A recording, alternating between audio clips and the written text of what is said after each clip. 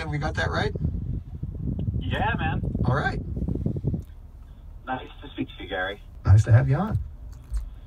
I have a question. You mentioned enthusiasm, and I don't know if there's any more of an enthusiastic purpose. Hey, you know what? We have kind of a funky connection. If you can stand still if you're moving, or get to a place where the reception is strong, keep talking. Is that better right now? That is better. Yes. Okay. On the topic of enthusiasm. Yes. None more enthusiastic than Mr. Bill Walton. Oh, you got that right. Such a joy to be around. I've been reading a number of articles on him recently, and of course, 75% of what he talks about has something to do with the Grateful Dead. Yes, even when he's calling the basketball game. Absolutely.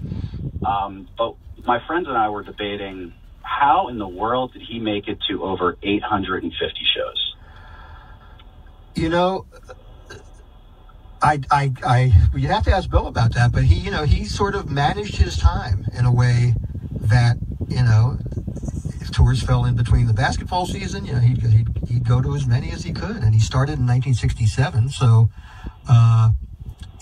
some of that was probably happening when he was still in high school, if not, or a very, because I don't think his college years started till the late 60s, early 70s, so, he just he got it and he went for it. And plus, once he got well known, he had pretty good access too. He didn't have trouble getting tickets. So right. But just some of the stories are hilarious. Yes. With the players in the NBA that he turned on, like Larry Bird and Robert Parrish and Kevin McHale, and yes. After he turned them on, then they're asking him for tickets again for the following night. They want to go back. I know. It's just outstanding hearing stories like that. Yeah, I cherish the night that actually Bill wasn't there, because it was one of the times he was on the disabled list with the Celtics. But at Bill's urging, Larry Bird, Kevin McHale,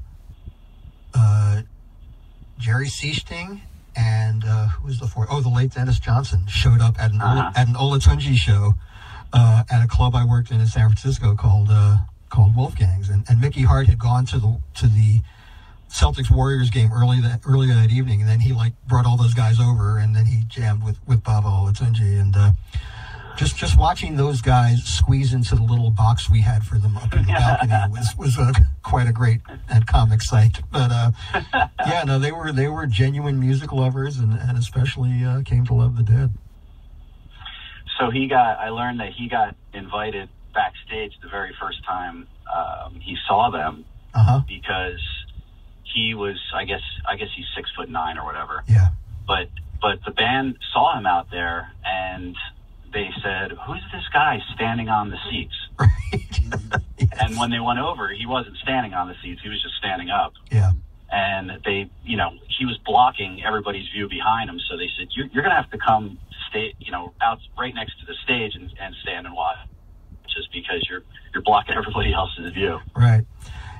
Yeah, if folks haven't had a chance, the book that Bill put out a year or so ago called Back from the Dead is fantastic, about his basketball career and about his life as a Deadhead and his activism, and it's really beautifully written, and of course, because it's Bill Walton, just amazingly enthusiastic and positive, even though it talks about really dark times in his life when he was going through unbearable physical pain, from his accumulated injuries and all that.